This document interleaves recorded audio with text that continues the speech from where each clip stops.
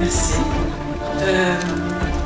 Je voudrais remettre toutes mes salutations et le respect à notre Premier ministre, que je vois la première fois, que pour nous c'est une femme, c'est une fierté d'ailleurs pour toutes les femmes. Je voudrais saluer et vraiment le ministre de Mines. Voilà, je profite de cette occasion que nous sommes tous réunis ici en connaissance de cause, parce que je suis l'honorable Benatar Chiloufia Matilda. Je suis née à Lubumbashi en 1973, donc j'ai déjà quand même une petite cinquantaine d'années. Et en connaissance de cause que notre Premier ministre est là et notre ministre de Mines qui est là, les mines qui est le pilier du développement de notre pays, les mines qui est normalement la solution de beaucoup de maux de notre pays, la République démocratique du Congo. Avant, monsieur le ministre, nous avions la GECAMINE. La GECAMINE payait, monsieur le ministre, on sentait que la ville de Lubumbashi, le Congo en général bougeait, il y avait de l'argent, on sentait que la GECAMINE avait payé. Aujourd'hui, nous avons plusieurs mines. C'est vrai qu'autour de tout ça, nous parlons des miniers, des mines et tout ça. Nous oublions que plus il y a de mines, plus il y a la pauvreté dans notre pays.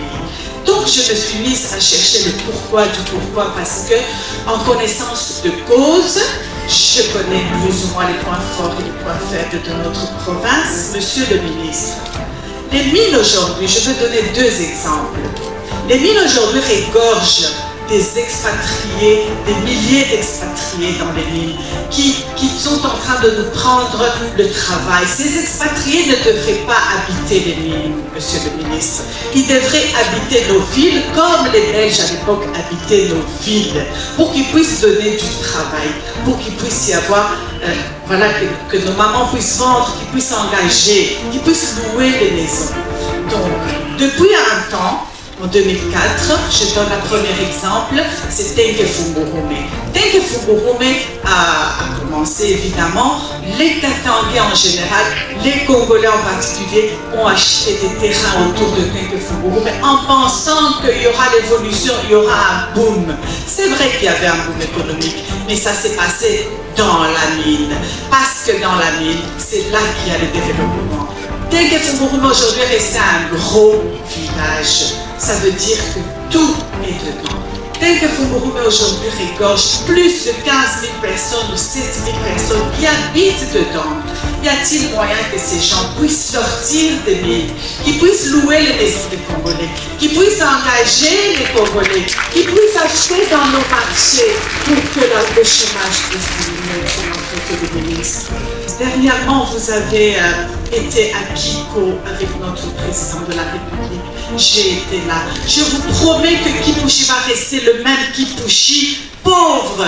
Parce que Kipushi aujourd'hui, Kiko aujourd'hui, engage plus de 70% expatriés et peut-être 30% congolais. Et les 70%, monsieur le ministre, ils habitent toujours dans les mines.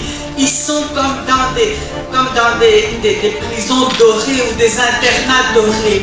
Ils sont nourris, blanchis, ils ont tout dedans.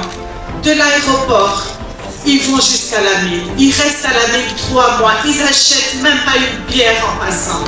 De la mine, ils retournent à l'aéroport, ils partent. Par conséquent, ils exportent nos minerais et leurs salaires. Et on est en train de nous appauvrir et de nous appauvrir. Je suis la présidente